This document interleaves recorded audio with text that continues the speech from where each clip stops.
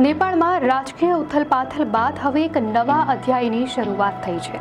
પૂર્વ chief justice Sushila કાર્કીએ ગઈકાલે એટલે કે 12 સપ્ટેમ્બર 2025ના રોજ નેપાળના વચગાળાના કાર્યકારી વડાપ્રધાન તરીકે શપથ લીધા. આ સાથે જ તેઓ નેપાળના પ્રથમ મહિલા વડાપ્રધાન પણ બન્યા છે. ઝેન્ઝી આંદોલન ઉગ્ર બનતા તત્કાલીન વડાપ્રધાન ઓલીને રાજીનામું આપવું પડ્યું હતું. આ રાજકીય અને સામાજિક અસ્થિરતા વચ્ચે સુશીલા કાર્કીના શપથ ગ્રહણ બાદ ભારતના વડાપ્રધાન નરેન્દ્ર મોદીએ આશા વ્યક્ત કરી છે. મણિપુરમાં પોતાના પ્રવાસ દરમિયાન વડાપ્રધાન મોદીએ સુશીલા કાર્કીને 140 કરોડ ભારતીયો તરફથી શુભેચ્છા પાઠવી હતી અને કહ્યું કે તેઓ નેપાળમાં શાંતિ અને સ્થિરતા લાવવાનો માર્ગ મોકળો કરશે. તેમણે નેપાળના લોકોને લોકશાહી મૂલ્યો જાળવી રાખવા બદલ પણ બિરદાવ્યા.